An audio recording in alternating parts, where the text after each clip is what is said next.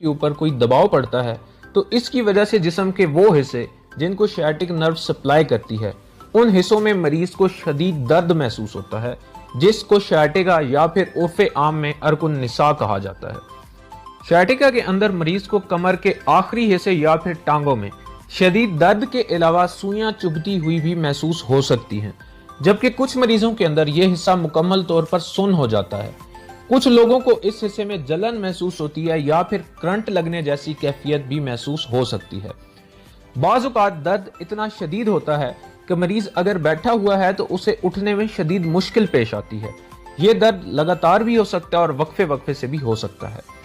ज्यादातर लोगों में सियाटिका सिर्फ एक साइड को मुतासिर करता है, लेकिन बाज़ औक़ात दोनों अतराफ को भी मुतासिर कर सकता है। यह बीमारी अमूमन बड़ी उम्र के लोगों में होती है या फिर वो लोग जो ज्यादातर वक्त बैठ कर गुजारते हैं। इसके अलावा शुगर की बीमारी